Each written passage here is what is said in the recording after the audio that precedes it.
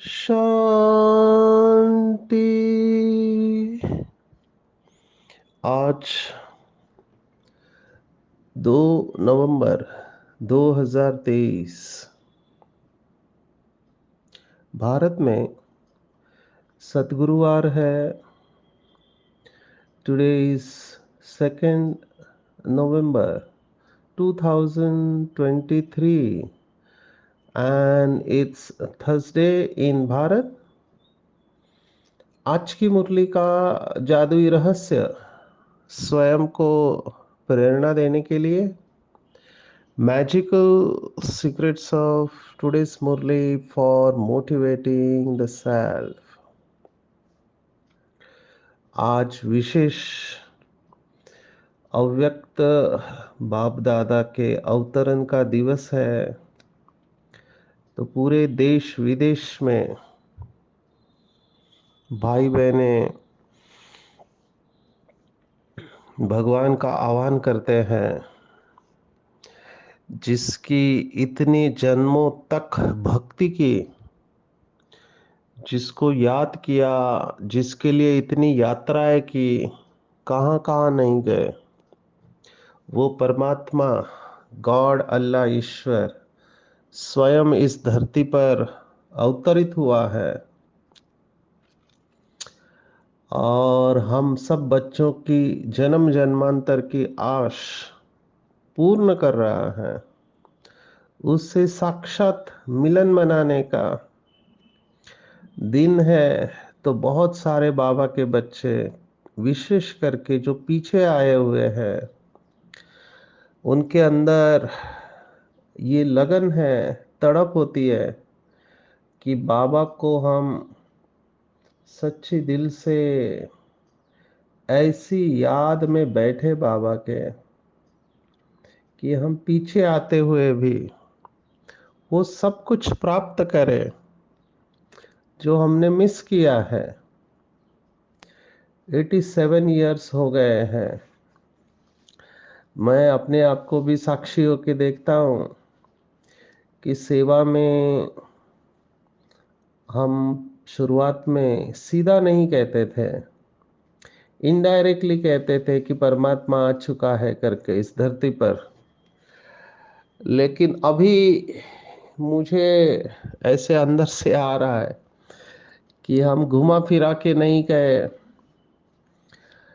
क्योंकि समय बहुत कम है और बाबा ने मुरलियों में कहा हुआ है कि फिर लोग हमको उल्हना देंगे, क्योंकि ये लोगों का नेचर ही है, दोनों तरफ से बोलते हैं।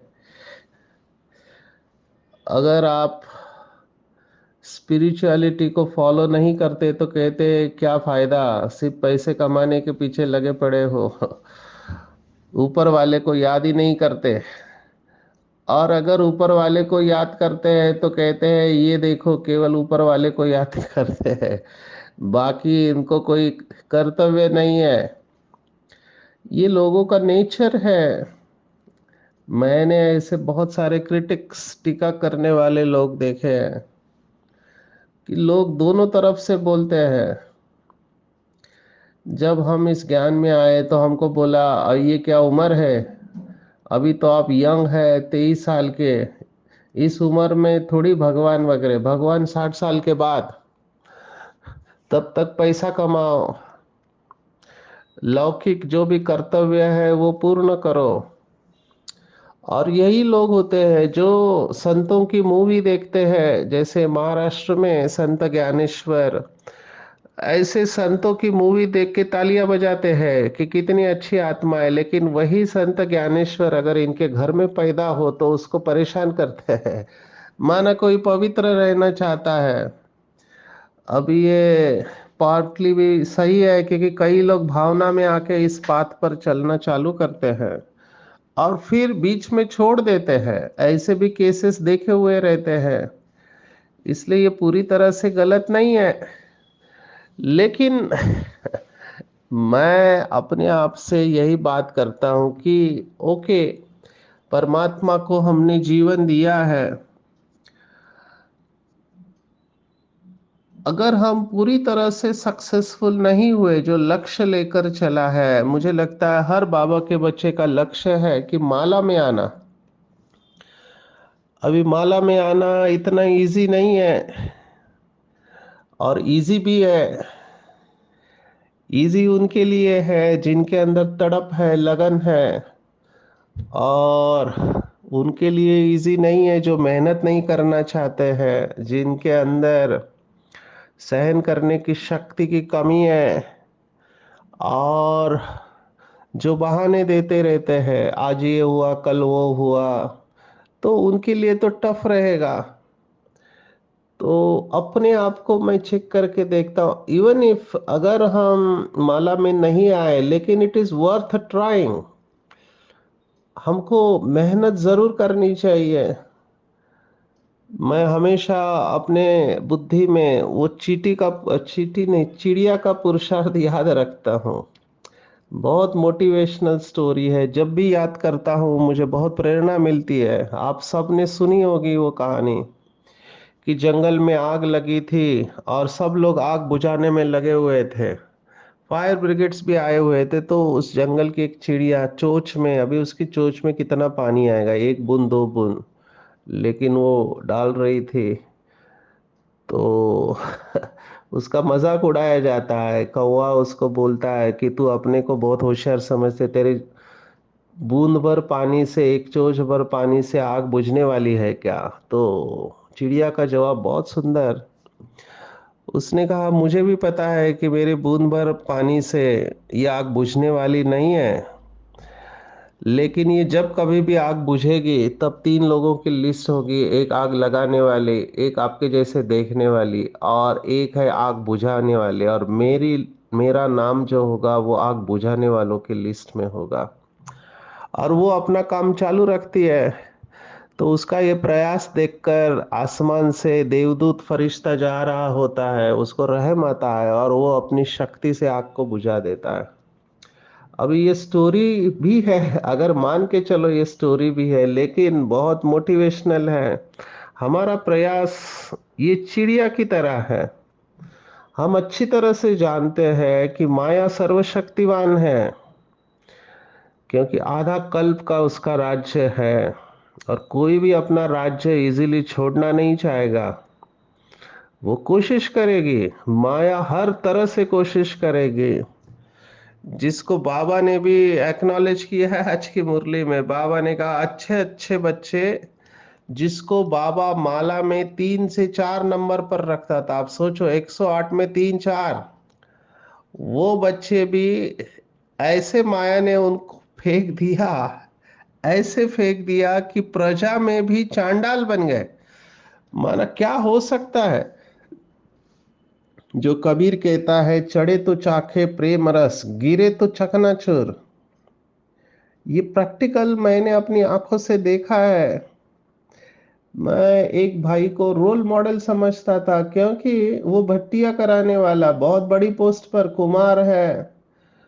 अभी उसका पुरुषार्थ देख के हम हैरान होते थे, क्योंकि साइलेंस में रहेगा, बात नहीं करेगा, अपना चार्ट रखेगा।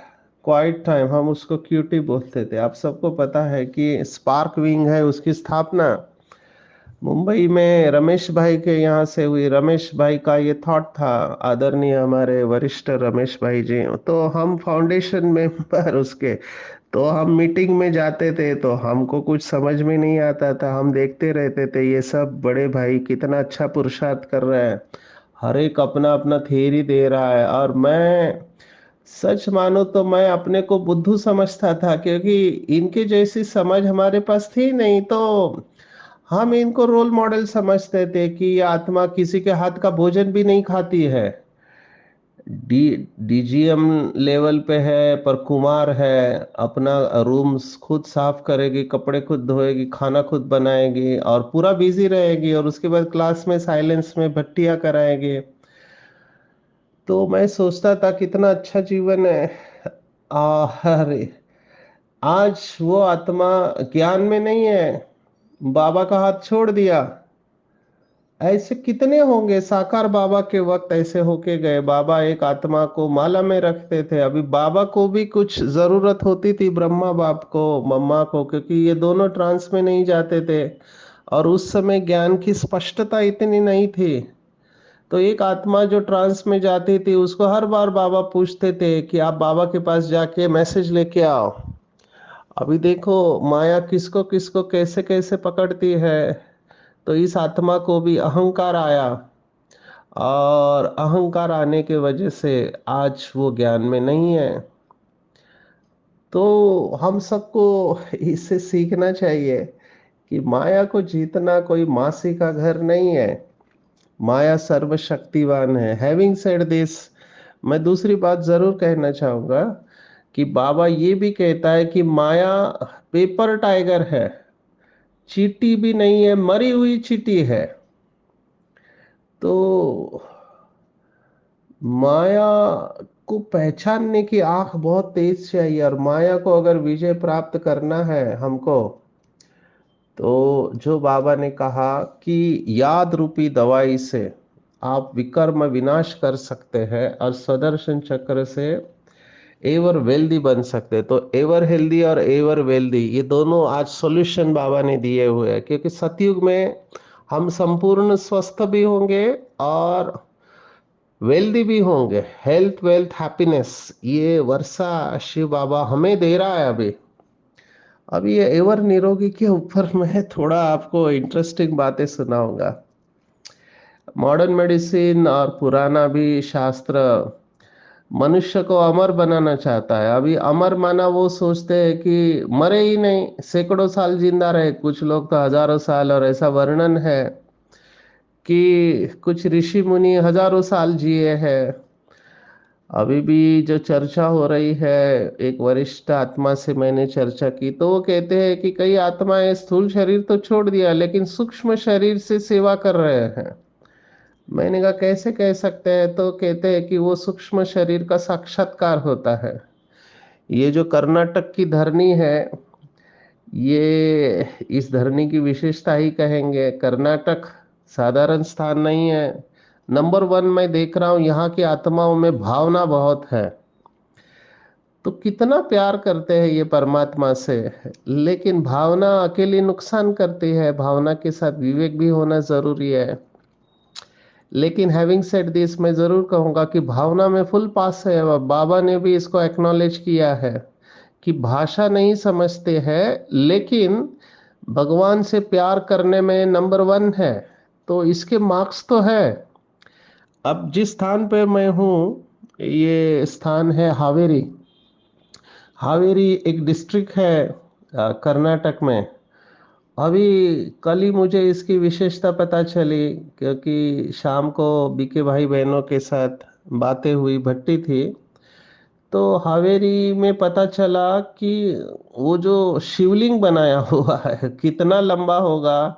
सेंटर माना शिवलिंग ही है। वो शिवलिंग 64 फीट का ऊंचा है।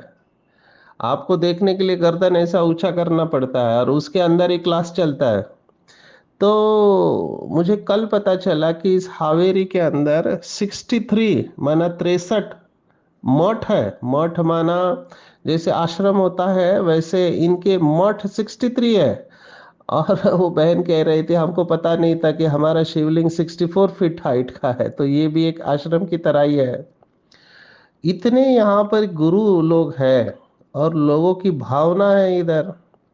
यहाँ पे विशेष केएलईज अगर आपने सुना होगा, लिंगायत कम्युनिटी है जो शिवलिंग को हाथ में रखकर ध्यान करते हैं। विशेष आत्माएं हैं, भले डायरेक्ट भगवान से नहीं जुड़ी है, वाया वाया जुड़े हैं, लेकिन जुड़े जरूर है। भक्ति का संगम है इधर, और बहुत सारे मंदिर है। मुझे पता चल रहा है अभी हम इतने स्थान पर जाते हैं लेकिन हम साइट सीन देखने को चाहते नहीं है, क्योंकि भगवान मिलने के बाद में ये सब जाने का इतना इंटरेस्ट नहीं रहता है। सेवा के हिसाब से जाते हैं, और बीइंग साइंस के विद्यार्थी होने के कारण हम वाइब्रेशन को चेक करते हैं कि इस स्थान के वाइब्रेशन कैसे, एनर्जी लेवल कैसा है, ये हमारा इंटरेस्ट होता है।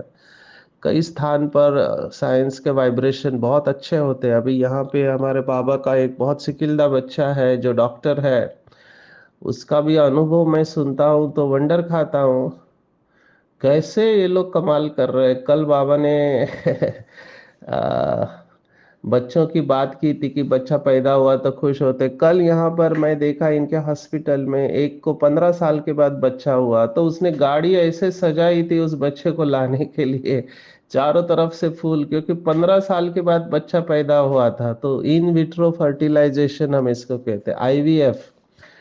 तो आईवीएफ टेक्निक में इनकी मास्टरी है। सक्सेस रेट बहुत हाई है यहाँ पे, तो लोग यहाँ दूर दूर से आते हैं जिनको बच्चा नहीं होता है। तो मैंने कहा आप ज्ञान कैसे देते? कहते हम सबको 7 डेज कोर्स कराते हैं, परमात्मा की बातें सुनाते हैं और शिव बाबा को याद करने की टेक्निक सुनाते हैं। किसी भी धर्म के हो, हिंदू हो, मुस्लिम हो, क्रिश्चियन हो, इनके पास आते हैं।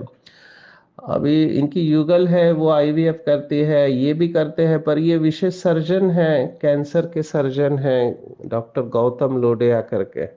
इनकी विशेषता है कि ये क्वांटम क्वांटम साइंस में इनकी रुचि है, और ये पीएचडी करने वालों को गाइड करते हैं। और इनके पास ऐसी टीम है पूरे वर्ल्ड में जो क्वांटम फिजिक्स के ऊपर रिसर्च करती है। तो ये बोल रहे थे कि यहाँ पे श्रृंगेरी मठ करके है, उसके एनर्जी लेवल्स इन्होंने देखा बहुत हाई है। ऐसे ये हर स्थान पर जाते हैं, और इनकी विशेषता और मुझे अच्छी लगी कि हर मेडिटेशन का ये स्टडी करते हैं। अभी ऐसे नहीं बाबा के बच्चे हैं इसलिए केवल बाबा के बच्चों का ही महिमा, वो मानते हैं शिव बाबा है, मुरली भी सुनते हैं, सब कुछ करते हैं, लेकिन हर मेडिटेशन का स्टडी करते हैं। जब इन्होंने कल मुझे विपश्यना का अनुभव सुनाया कि मुंबई के पास एक बेलापुर करके स्टेशन है, वहां पर पागोड़ा करके है, माना इनका स्थान होता है, वहां 10 दिन इन्होंने खुद जाके विपश्यना का अभ्यास किया। और फिर इन्होंने अपना अनुभव सुनाया कि राजयोग में क्या फर्क है, विपश्यना का क्या फर्क है, फिर हार्टफुलनेस मेडिटेशन करके है, उस वो लोग क्या करते हैं, क्योंकि ये इन सब के पास जाते हैं और उसकी एनर्जी को स्टडी करते हैं ये लोग। तो ये रियल हार्डकोर साइंटिस्ट है। आज इन्होंने मेरा भी चेक किया, तो मैं एज एक्सपेक्टेड, मुझे पहले से ही पता था आने वाला है टेंशन वाली पर्सनालिटी। क्यों? क्योंकि 27 डेज आप ट्रैवल करते हो पूरे भारत में, और आपके शरीर की लिमिटेशन है, शरीर के ऊपर इफेक्ट आता है, आप कितने भी अच्छे योगी हो। तो उन्होंने मुझे सब बताया कि क्या हो रहा है आपके बॉडी के अंदर। तो मैंने उसको एक्सेप्ट किया कि मुझे इसमें मेहनत करना है, क्योंकि वो शरीर के हर हिस्से को देखते हैं, हर चक्र को देखते हैं, वो फोटो सामने दिखाई देता है आपको कि आपका कौन सा चक्र कितना एक्टिवेटेड है, कितना साइलेंट है। फिर मॉडर्न मेडिसिन के जो टेक्निक है वो भी देखते हैं, ऑरा देखते हैं। तो उसमें आप अपने को ऑब्जेक्टिवली देख सकते हैं, और फिर मेडिटेशन करने के बाद कितना फर्क पड़ता है वो भी हमको आंखों के सामने दिखाई देता है। मैं ये सब आपको इसलिए बता रहा हूँ, ये जो बाबा ने मुरली में कहा है कि याद रूपी दवाई से स्वयं को एवर निरोगी बनाओ, ये बिल्कुल ठीक है, 100% है। अभी हम तो बहुत सॉफ्ट वर्ड इस्तेमाल करते हैं, मैं कहता हूँ मीठा शब्द इस्तेमाल करते हैं, वो है कर्म भोग। कर्म भोग ये मीठा शब्द है, लेकिन उसकी अगर गहराई में जाओ तो वी आर रिस्पॉन्सिबल। हमारे अंदर कुछ पैटर्न्स है जो संस्कार है। अभी संस्कार भी दो तरह से होते हैं, एक जागरूक होते हैं, मुझे पता है मैं गुस्सा कर रहा हूँ या मैं डिस्टर्ब हूँ, लेकिन कुछ होते हैं वो सबकॉन्शियस होते हैं जो हमारे सपने में आते हैं। तो ये लोग उसको भी पकड़ते हैं क्योंकि दर्पण झूठ ना बोले। हमारा शरीर भले बाबा कहता है देहभान को भूलो, लेकिन ये शरीर है सब कुछ बताता है कि हमारे मन के अंदर क्या चल रहा है, क्योंकि जो मन के अंदर चल रहा है वो शरीर में रिफ्लेक्ट होता है। इसलिए बाबा की मुरलियों को बहुत अच्छी तरह समझना चाहिए। बाबा जब मुरली में कहता है कि बलिहारी इस शरीर की, कि शरीर के द्वारा भगवान मिला, तो इसको इग्नोर भी नहीं करना है, इसका ध्यान भी रखना है। तो मैंने देखा मेरे से सबसे बड़ी गलती क्या होती है, मैं पानी नहीं पीता हूँ। अभी भी आपको बोल रहा हूँ तो मैंने पानी पानी का मैं थर्मास रखता हूँ, क्योंकि दिन भर मैं बोलता रहता हूँ, 8 घंटा बोलता रहता हूँ, सेशन उतने होते हैं। अभी 8 घंटा बोलेंगे तो कौन सा चक्र एक्टिव होगा? तो ऑब्वियसली मेरा ये गले में जो चक्र होता है, विशुद्ध चक्र बोलते हैं, वो बहुत एक्टिव है। तो कुछ चक्र एक्टिव है और कुछ बिल्कुल अंडर एक्टिव है। उसके पीछे भी राज हमको समझ में आ रहा है कि ये चक्र अंडर एक्टिव क्यों है, और तुरंत कनेक्शन होता है बातों का, और हम अपने आप को करेक्ट कर लेते, क्योंकि इसका स्टडी किया हुआ है, इसलिए हमको ये समझ में तुरंत आ गया कि बाबा जो कहता है और साइंस जो कहता है, इसका कनेक्शन है। तो जितना हम मेडिटेशन की गहराई में जाएंगे, हमको स्पष्ट ये अनुभव होते जाएगा कि मेरी हेल्थ इंप्रूव होते जानी ही है। अभी आपको फिर डिसीजन, टफ डिसीजन लेने पड़ेंगे। कई लोग मेरे को अभी एक एक स्टूडेंट है, वो स्टडी कर रहा है, नीट का एग्जाम दे रहा है, उसके बहुत सारे प्रश्न है, पीछे पड़ा है कि मेरे सवाल का जवाब दो, डायनासोर के बारे में, और बहुत सारे साइंस के शब्द पढ़ते हैं। तो उनको लगता है साइंस जो कहता है वो सब सच है, पर साइंस के अंदर डार्विन थ्योरी वो कह रहा है सिंगल सेल से हम बड़े वगैरह हुए। मैं एक लाइन में लिख दिया कि डार्विन थ्योरी की वजह से ही हमारा नुकसान हुआ है, हमारा डाउनफॉल का कारण डार्विन थ्योरी है। तो उसे एक्सेप्ट करना बहुत कठिन हो रहा था, क्योंकि इतने सालों से सुनी हुई बातें हैं, तुरंत रिजेक्ट करना बहुत कठिन होता है। डार्विन ने कहा पहले हम एक पेशीय थे, फिर द्विपेशीय हो गए। अभी फिर इसी बात को शास्त्रवादी भी उठा के बताते हैं कि पहले देखो मत्स्य अवतार था, फिर कुर्मा अवतार हुआ, फिर वराह अवतार हुआ, ये सब अवतार 10 बताए हुए हैं, वो भी इसी बात को लेते हैं। फिर बटुक मानव हुआ, मनो वामन अवतार, फिर हिंसक मानव था, फिर परशुराम अवतार, ऐसे करके वो देवताओं के अवतार बताते हैं। तो ये सब डिबेटेबल सब्जेक्ट है। कहने का मेरा भाव है कि जो अच्छी अच्छी बातें हैं जो बाबा ने स्पष्ट रूप में बताई है, उसको हमको फॉलो करना चाहिए। और उसमें एक बात है, याद रूपी दवाई से स्वयं को निरोगी बनाना। और ये बिल्कुल ठीक है, जो जितना पावरफुल योगी होगा उसका स्वास्थ्य अच्छा होगा। कर्नाटक की बात कहो तो मैं कर्नाटक में 2009 में आया था। अगर आप कर्नाटक वाले सब सुन रहे हैं वो इसको समझ सकते हैं अच्छी तरह से।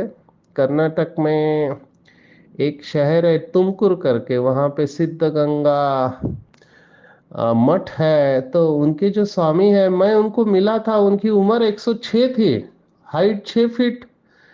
और मैं रैली लेके जा रहा था बाबा की, मेरा भारत स्वस्थ भारत। तो मैं देखा 106 साल की उम्र में उन्होंने मुझे ऑफिस में बुलाया, अकेले थे, और चेक के ऊपर साइन कर रहे हैं वो। माना उनकी आंखें बिल्कुल ठीक है 106 साल की उम्र में। और उन्होंने मुझे एक ही प्रश्न पूछा, आप ये कैंपेन वगैरह करते हो, घूमते हो, लोगों का नशा छुड़ाते, इससे कुछ होता है क्या? तो ही वॉज पॉइंट ब्लैंक कि संस्कार परिवर्तन होते हैं नहीं। मैंने कहा ईश्वर का संदेश हम देते हैं, ईश्वर ने हमको कहा है, उसकी श्रीमत पर हम चलते हैं।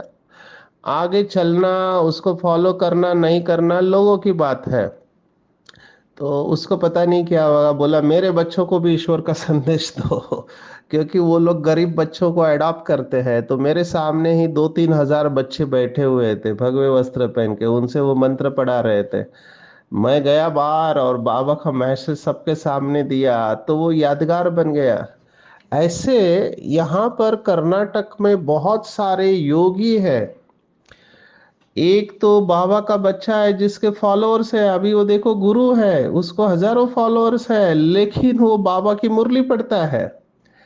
अभी बहुत वंडरफुल है। और यहाँ पे मैंने बताया, ये लोग हाथ में शिवलिंग ऐसे पकड़ के उसके ऊपर ध्यान करते हैं, छोटा शिवलिंग। तो इसलिए मैंने इस धरनी की विशेषता आपको बताई। अगर आपको टाइम मिले तो जरूर यहाँ देखने आओ। लॉट ऑफ टूरिस्ट प्लेस है लेकिन मैं आज तक यहाँ के टूरिस्ट प्लेस देख नहीं पाया हूँ। आया तो बहुत बार हूँ। यहाँ हम्पी करके है, अगर आप गूगल में हम्पी देखेंगे तो बहुत सारे टेम्पल्स मिलेंगे। फिर आगे चलकर यहाँ जहाँ मैं जाने वाला हूँ, सिरसी करके एक जगह है, वहां पे हजार शिवलिंग है पानी के अंदर, नदी के अंदर। बहुत कुछ देखने जैसा है। Let's see how Baba takes it forward. आज की मुरली का टेक होम अगर आप मुझे पूछो कि उन्नति का ख्याल करना है कि क्या मेरा हर कर्म श्रीमत के आधार पर है, क्या मैं देह अभिमान में आता हूँ, और क्या मैं अपना चार्ट रखता हूँ। क्योंकि जब तक चार्ट नहीं रखेंगे तब तक कुछ नहीं हो सकता, ऐसे मुझे लगता है। वो संस्कार जिसको हम कहते हैं न्यूरोप्लास्टिसिटी, वो ब्रेन के पैटर्न बदलते नहीं है। जब तक आप चार्ट नहीं रखेंगे, रेगुलर नहीं होंगे, तब तक कुछ नहीं हो सकता। आज बाबा ने शब्द इस्तेमाल किया, फरमान बरदार। जितना बाबा कहता है, जो जितना पुरुषार्थ करते हैं उतना फरमान बरदार है। याद कम करते तो कम फरमान बरदार, जितना याद ज्यादा करते हैं उतना ज्यादा फरमान बरदार है। बाबा के दो ही फरमान है, एक मुझे याद करो और दूसरा नॉलेज को धारण करो। क्योंकि याद नहीं करेंगे तो सजाएं खानी पड़ेंगी, और सदर्शन चक्र फिराते रहेंगे तो धन मिलेगा। क्योंकि नॉलेज पावरफुल है तो धन मिलेगा। वो लोग मुझे पूछते हैं आपका क्या, आपको क्या लगता है आपका पद क्या होगा। मैंने कहा वर्तमान जो पुरुषार्थ चल रहा है उस हिसाब से तो लगता है साहूकारी बनेंगे। अभी ये ऑब्जेक्टिवली अपने आप को देखना है, मियाँ मिट्ठू नहीं बनना चाहिए हमको। हमको ये समझ में आ रहा है कि हम भाषण अच्छा कर सकते हैं, लेकिन भाषण करना और योग ये दोनों अलग सब्जेक्ट है। योग के लिए तो आपको साइलेंस में जाना पड़ेगा, बार बार लगातार अभ्यास करना पड़ेगा। तो हम लोग भाषण करने में होशियार है, हम लोग बाबा का मैसेज देने में होशियार है, और बाबा की सेवा करते समय हमको मदद का अनुभव होता है कि भगवान आके हमको मदद करके जाता है, दुआएं मिलती है, ये सब ठीक है। लेकिन योग is a different ball game all together. मैं तो आपको कितने अनुभव सुना सकता हूँ। बाबा के ऐसे छिपे हुए रत्न मैं देखता हूँ, गांव गांव में है, लेकिन बहुत पावरफुल योग है, और वो स्टेज पर आने हैं ऐसे मुझे लगता है। तो हम योग के ऊपर ज्यादा जोर देंगे। और मैंने देखा है कि संकल्प शक्ति का प्रयोग, आज जैसे मैं मशीन के सामने बैठा था, जैसे ही मैंने संकल्प किया कि मैं शांति के सागर की संतान शांत स्वरूप हूँ, तो मेरा पैटर्न बदल रहा है। मैंने अपने आप को छोड़ दिया साइलेंस में, तो वो पैटर्न नहीं आ रहा है। तो ये हमको, इसको हम अंग्रेजी में ना बायो फीडबैक कहते हैं। बायो फीडबैक, मशीन आपको बता रही है कि कौन से पैटर्न से आपके अंदर चेंजेस आएंगे। आगे टाइम मिला तो मैं इसके बारे में है आपको और डिटेल में बताऊंगा। आज वरदान के ऊपर आते हैं। मैंने कर्नाटक वालों को भी यही कहा कि यहाँ भावना बहुत है, और भगवान दिल देखता है, दिमाग नहीं देखता है। सच्ची दिल, ऊपर वाले को सच्ची दिल अच्छी लगती है। आज का भी एक जेल का अनुभव आपको शॉर्ट में सुना था। इधर हावेरी जेल में सेशन था, तो मैंने देखा एक डेंटल सर्जन जेल में पड़ा हुआ है उसके ऊपर उसके अटेंडेंट ने केस ठोक दिया तो वो जेल में है। और एक कारपोरेटर जेल में है, उनको मेरा सेशन अच्छा लगा तो कह रहे आप रोज आओ। मैंने कहा रोज तो नहीं आ सकता, लेकिन आप ये मुरली स्टडी करो, वहां पे सभी धर्मों के लोग हैं। तो ये सब अभी मैं देख रहा हूँ, बाबा का मैसेज फटाफट जा रहा है, और ये सब राह देख रहे होते कि कब बाबा के बच्चे आए और हमको इन बंधनों से मुक्त करे। तो हमको सच्ची दिल से बाप को याद करना है। सच्चाई की शक्ति से हम हजूर को राजी कर सकते हैं। सच्ची दिल पर साहब राजी होता है। और ऐसे बाबा के योगी बच्चे राज युक्त, युक्ति युक्त, योग युक्त बन जाते हैं, और सदा जो लीन रहते हैं, जिनके बारे में हमने देखा कि बाप के लव में सदा लीन रहेंगे तो अनेक प्रकार के दुख और धोखे से बच जाएंगे। फिर से मैं कह रहा हूं कि पीछे आने वालों को बहुत बहुत बहुत मेहनत करनी है। और मेहनत एक ही करनी है कि बहुत प्यार से शिव बाबा को याद करना है, अपना चार्ट रखना है। अभी मधुबन में है तो नशा चढ़ जाता है, लेकिन वापिस आप अपने जॉब पे आते हो, घर पे आते हो, तब आप कोई ना कोई ईश्वरीय सेवा में स्वयं को बांध लो। तो देखना कि बाबा आपको एक्स्ट्रा मार्क्स दे के पास करा देगा। ये बाबा ने कहा है गृहस्थ वाले बाबा के बच्चों को, जो गृहस्थ में रहते हैं, क्योंकि बाबा को पता है घर बार चलाना, बच्चों को संभालना ये टफ है। तो उनको स्पेशल मार्क्स है बाबा ने कहा हुआ है, लेकिन हमको भी हिम्मत रखना पड़ेगा। आज का पूरा टेक होम है कि अपनी उन्नति का ख्याल रखना है। और याद और स्वदर्शन चक्र इसकी फिराने की आदत डालेंगी तो विक्रमाजीत बनकर हम लास्ट सो फास्ट और फास्ट सो फर्स्ट नंबर ले सकते हैं। अच्छा, ओम शांति।